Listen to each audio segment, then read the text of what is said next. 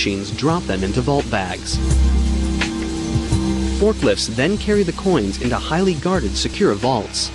At the end of each workday, the Mint has created another 80 million coins worth $3 million.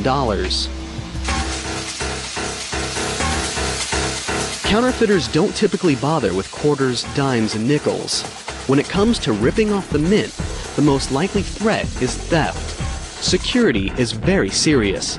Anyone visiting or working at the Mint will have their pocket change immediately confiscated at the door. And the vending machines inside? They only accept prepaid plastic. No high security facility has ever really successfully been robbed unless it was due to an insider's participation.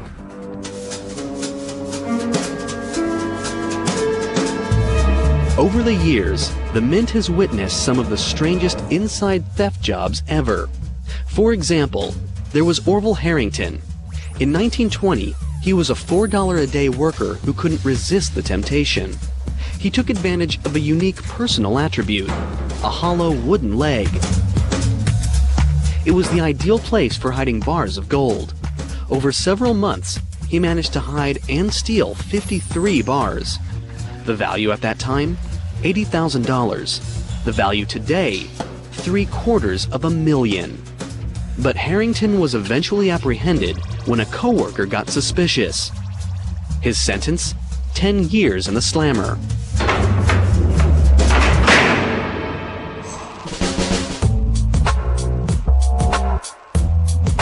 In the late 70s, the New York Mint was the target of an even more bizarre robbery.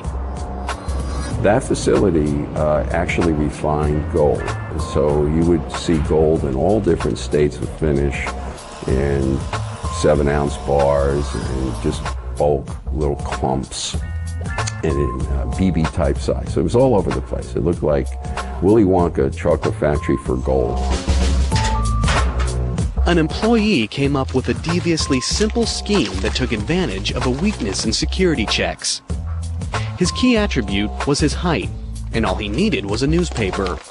He wrapped up gold dust in little bags, then rolled a newspaper up to cover it. He was about 6'7". When he would leave, he would stand with his newspaper in his hand and raise his hand straight up over his head in order so the guards can search him very easily. And unfortunately, none of the guards were as tall as he, and so they could never reach his hand. You're clean. Have a good one. You bet. Thanks. Today, it takes more than wooden legs and wrapped up newspapers to steal from these highly guarded facilities. They've got their own armed police force whose job is to protect over $100 billion in gold, silver, and coins. The Mint police go through vigorous training, including SWAT and anti-terror measures. The bottom line is preventing crooks from getting inside in the first place. Working around money means you have to make sure that the people are honest. And before they're hired, we make sure we check them thoroughly. And make no mistake, at the Mint, everything gets checked, from backgrounds to back pockets. The Bureau of Engraving and Printing and the United States Mint.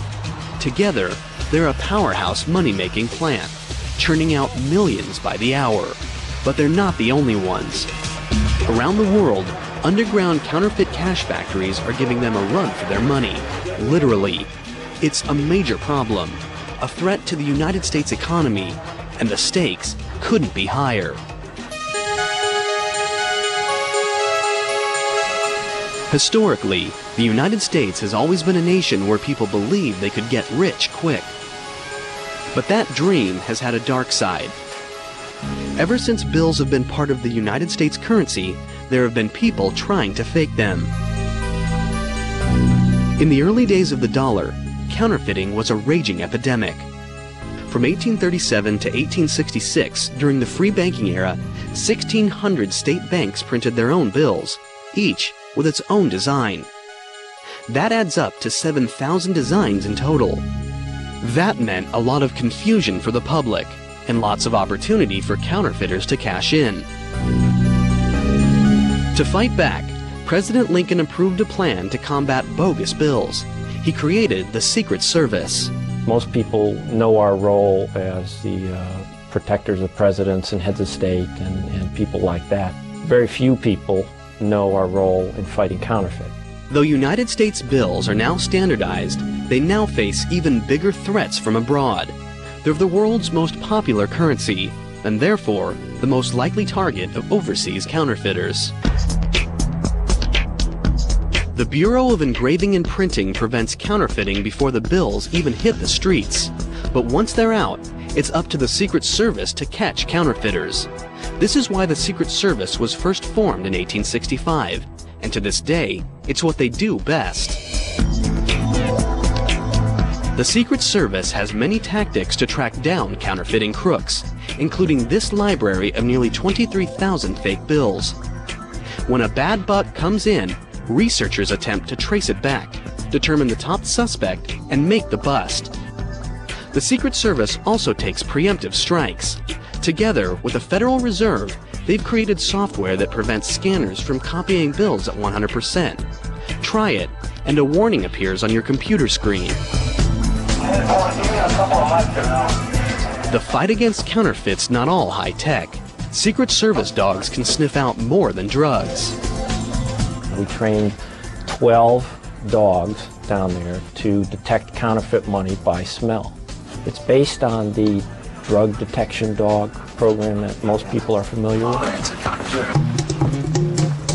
And sometimes, the hunt for counterfeiters takes the Secret Service to some of the most dangerous locations in the world. Colombia, known for its drug cartel, has another illegal and highly profitable export. In 1998, the Secret Service launches a joint mission with the Colombian National Police to find these secret counterfeiting rings. They'll have to travel deep into western mountainous terrain. It's a dangerous mission that could turn deadly. They search in vain for 2 years. Then, in November 2000, they encounter a banana plantation. Once they search the modest cinder-block shelter, they uncover more than produce.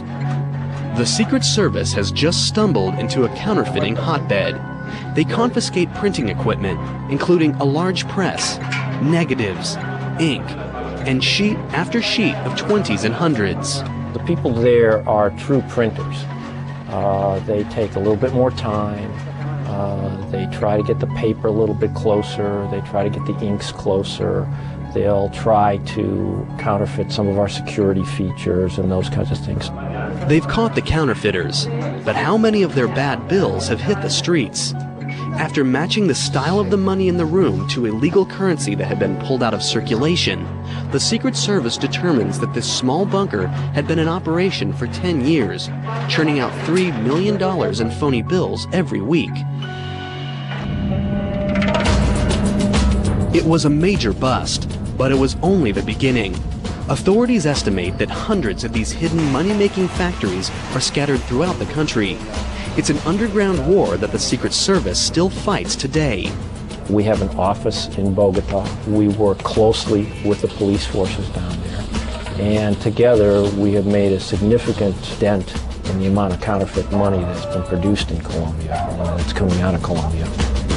United States Mint and the Bureau of Engraving and Printing's job is to manufacture mega money. It's a high-stakes, high-security operation designed to stop counterfeits and theft. But once the money is ready to enter circulation, the opportunity for danger is even greater.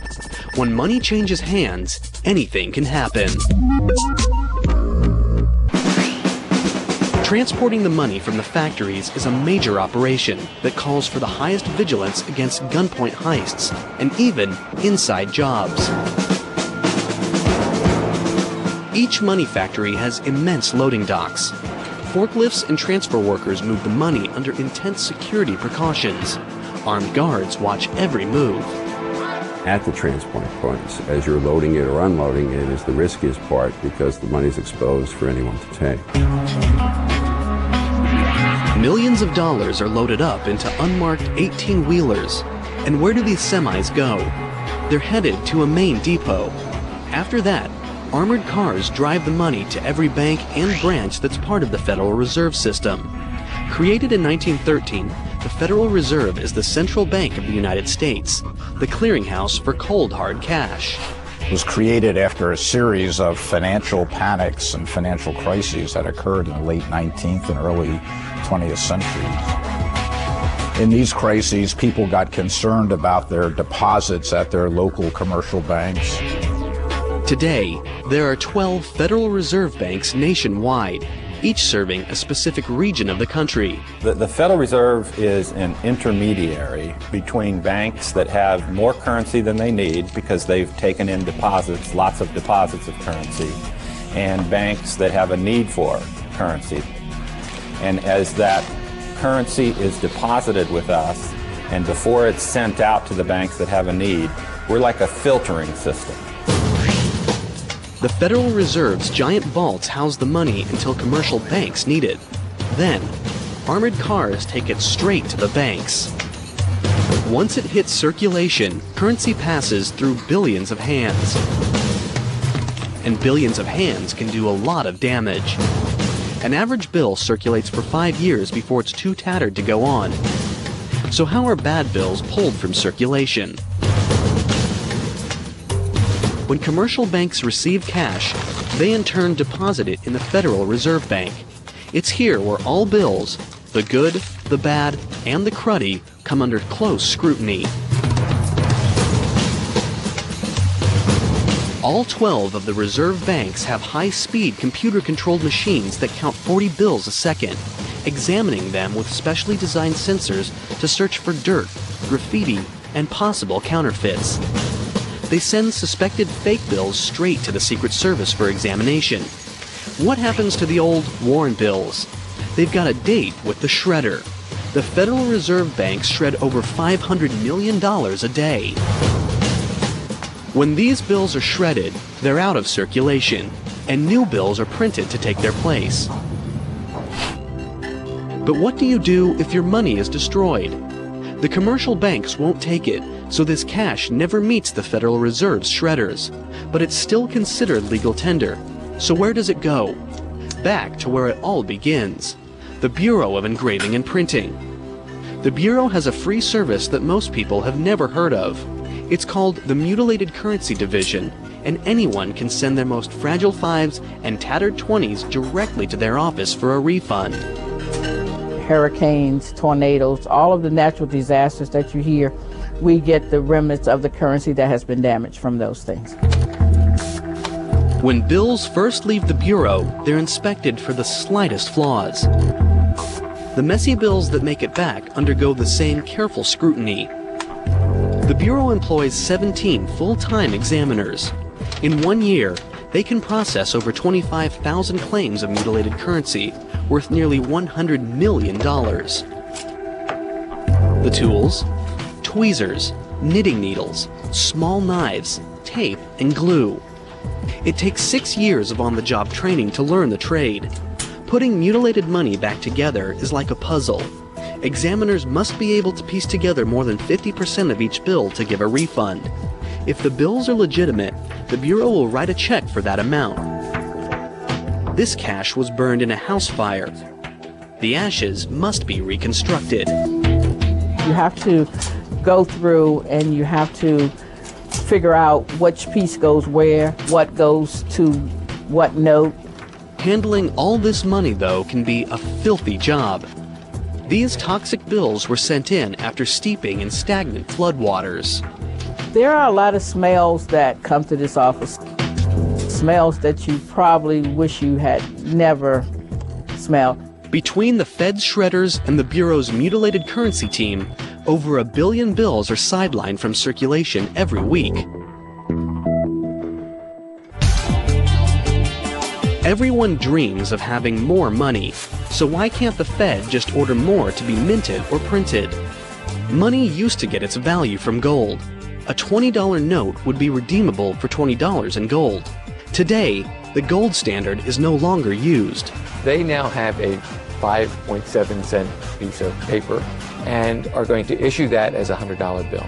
In order to do that, they purchase collateral. They purchase treasury notes, bonds, that they hold for that value, and they issue that note, and it is represented by the value held by the